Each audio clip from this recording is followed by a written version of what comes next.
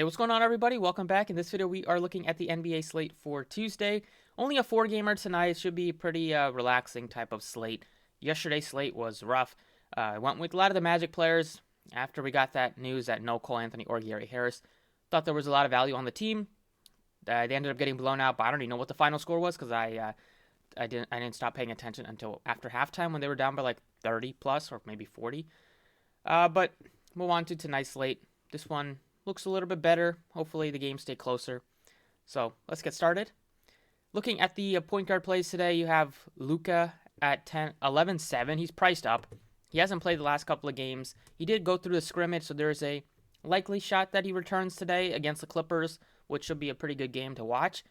11-7. He's probably like the most expensive he's been all year.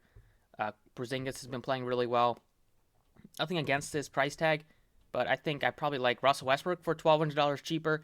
No LeBron, who got suspended for that punch he threw against Isaiah Stewart, and that was if you haven't checked that video out, check it out. It makes for a good laugh, entertaining time. But Westbrook took over. Westbrook and Davis took over once LeBron got ejected, and they overcame a double-digit deficit late in the stretch of the game. Westbrook almost had a triple-double. He's probably going to have a triple-double today against the Knicks. Lillard finally had a good game against Philly where he shot 10 of 21, 56 fantasy points. He's always been hovering around that 40 mark, 47, 47, 41, 46, 43, 43, 46, 45 for a good stretch. Then he finally had a breakout with 56. Going up against Denver, it's a tough spot. At least they're at home. The Blazers playing amazing basketball at home this year. If the Nuggets get Jokic back, good shot the game will be competitive. So I think Lillard looks good either way. But right now, I like to just get to Westbrook over Lillard. McCollum got off to a great start. He hasn't been putting up great fantasy scores recently. He's been in the 20s a bunch, in the 30s. One game where he got close to 50, but that was a 40-minute game against Toronto. I think he's okay, but I think Lillard wants to make up for the lost time in the beginning of the year when Lillard wasn't doing anything. I think Lillard is going to really be a lot more aggressive now that he's kind of found his shot over the past couple of games. So you could always play McCollum on a 4-gamer, but he's not my favorite option. I'd much rather go down to Cade Cunningham, who's $7,400. He's deserving of this price tag the way he's been playing recently. Filling up the stat sheet, always great for any type of player, especially for a young guy. Just securing their fantasy points, and the minutes on him are huge, 36 to 38 minutes in close games. The Pistons, shorthanded today. They are missing their point guard, Killian Hayes.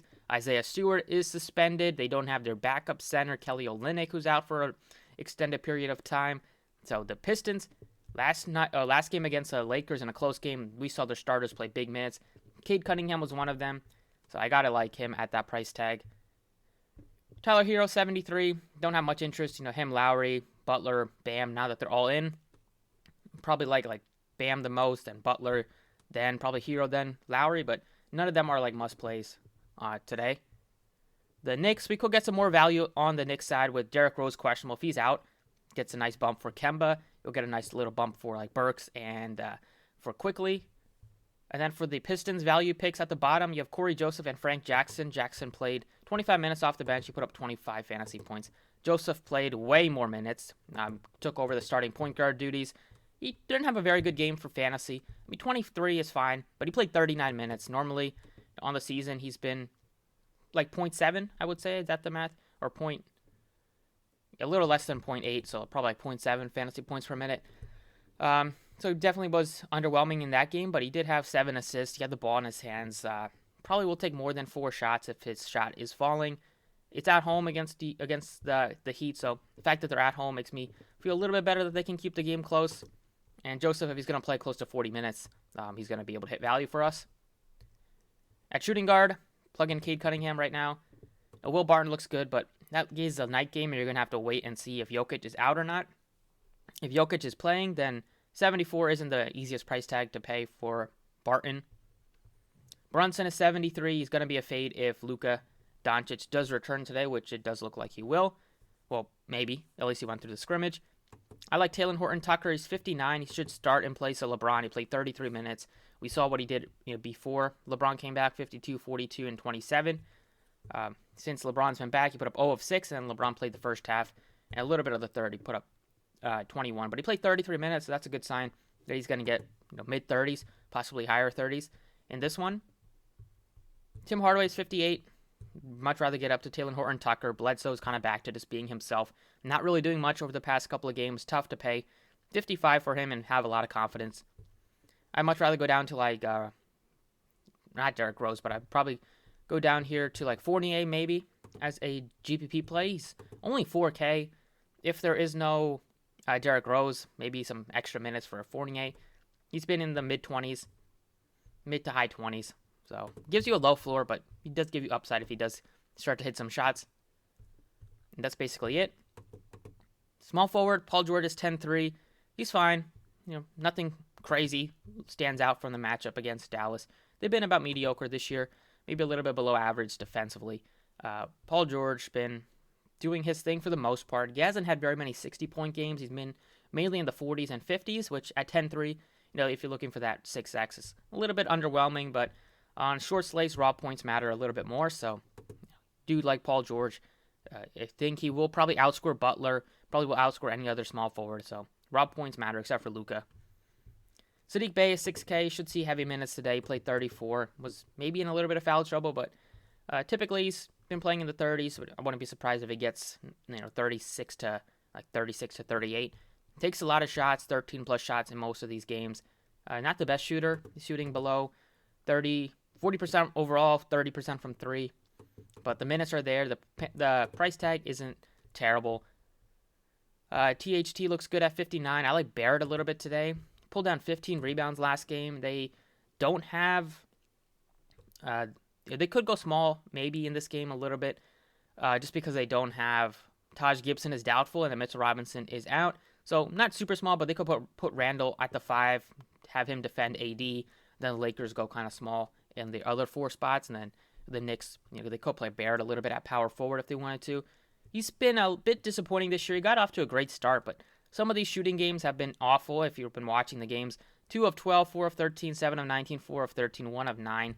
He hasn't had a very good shooting game in quite some time. The last time he had a 40+% shooting game from the floor was in the beginning of the month where he shot 40%. He's been under 40 every single game since that stretch. The price tag on him is still good enough to where I still like him just because he does get you some rebounds and he will get minutes, especially if they are not having Taj, potentially not having Derrick Rose today. Norman Powell is fine. Not going to go out of my way to roster him. Jeff Green, if that's going to all depend on, these Nuggets guys depend on Jokic news, which we might not get. Hamidou Diallo looks appealing. He's $3,500. He played 21 minutes off the bench. We'll probably see a similar, if not a little bit more, just with them not having a center that they can go to besides Trey Lyles. So he could play more if they, put Jeremy Grant down a position, have him play the 2 or 3 a little bit more. He's not, and don't expect 32 and 7 or 9 shooting because he's not that type of player. But he can still make some plays, get you some rebounds, and minutes are key for guys like this. And the price tag is very nice, so not really breaking the bank at all at $3,500. And then that's pretty much it for the most part on terms of the value picks. Moving on to power forward, Anthony Davis is $10,900. He looks like a guy that we can definitely try to get to. I think he looks amazing against this Knicks front court that is a little bit shorthanded with not having Mitchell Robinson there. Having Nerlens Noel, who's a good defender, but Davis has probably, I would say, 20, 30 pounds on Nerlens Noel at least. And Davis aggressive with the blocks. He has 9 stocks last game, 3, 2. So does get you rebounds, gets you a lot of stocks, and we'll probably play heavy minutes if this game is close. Without LeBron, we've seen Davis put up some big games. You just got to hope that, the usual doesn't happen with Davis when he's chalk. Tends to go to the locker room or tends to, maybe curses out a ref again and gets thrown out. Just got to hope that those stuff don't happen. Other plays here would be Jeremy Grant at 7K. He's been playing pretty good this year, as usual. Nothing really has changed from last year. He's shooting the ball at a decent clip, 41%, 33% from distance. Had a great game last time, shooting the ball 5 of 9, put up 50. 37 minutes. You're going to see heavy minutes for Jeremy Grant, just with them not having a lot of size right now.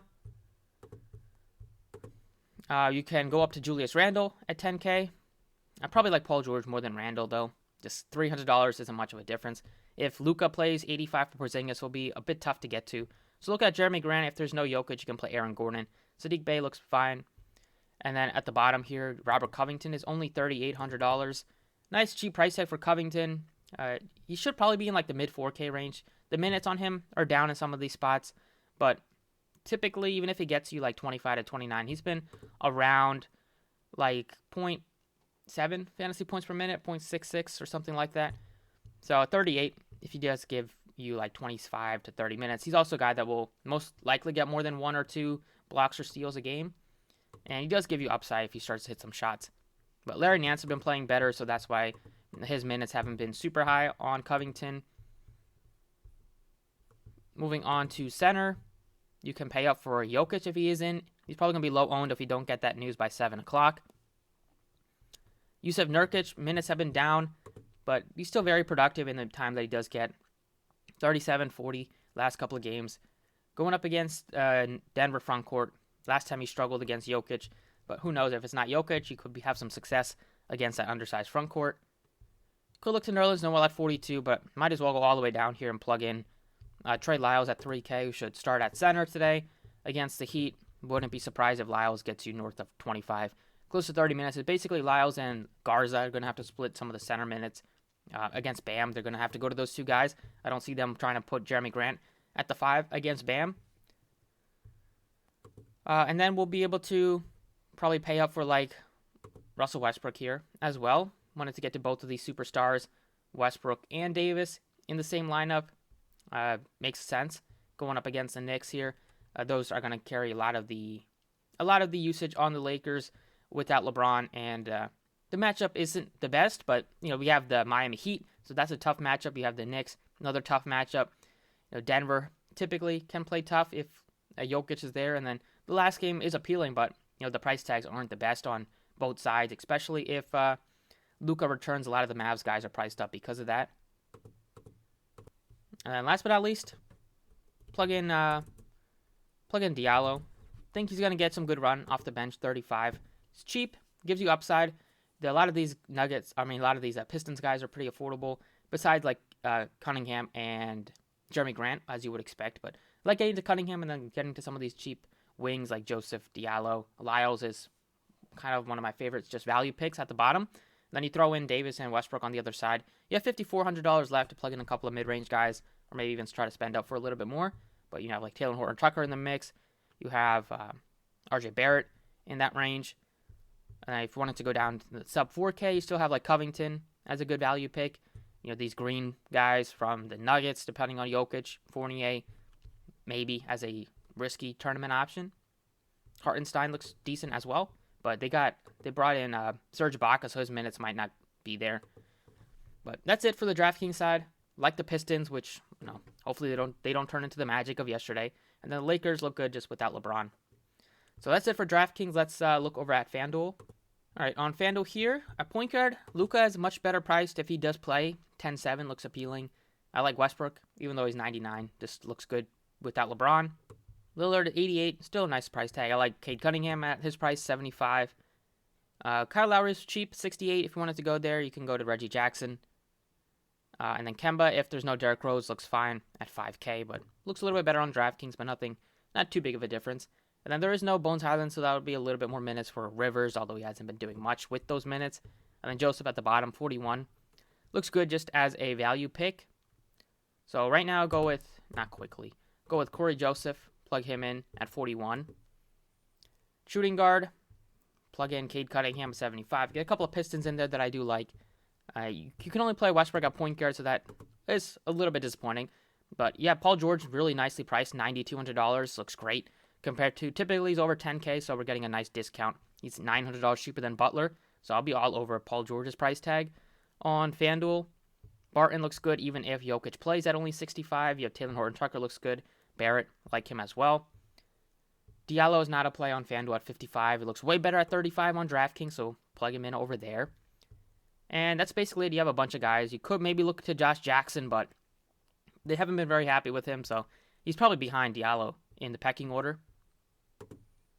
Small forward, be able to plug in Paul George. Really nicely priced, 92. Normally you don't get a guy with 60, 65, 70 point upside at a low 9K price tag, so might as well take advantage of it.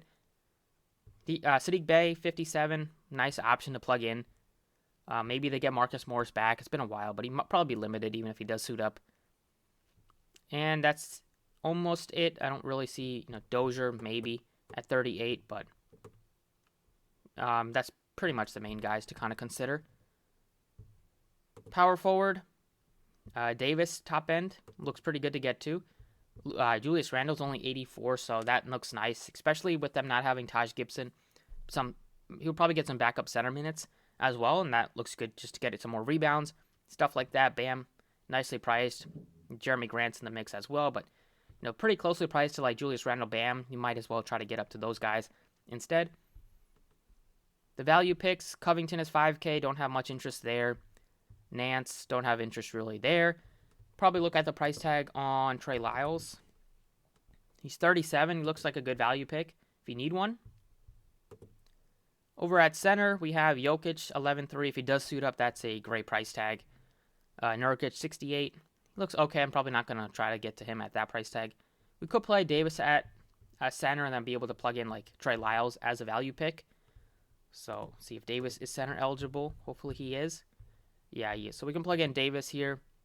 Until we get the word on Jokic. If Jokic does play, and we know that, you might want to try to get up to him at center. But I do like Lyles' price tag. I think he'll start at center. Can hit some threes, get you some rebounds. He's cheap. So the Pistons, hopefully they play very well like they did last game against the Lakers tonight against Miami. But that's about it for the video. Thank you for watching. Best of luck tonight, and I'll see you all next time.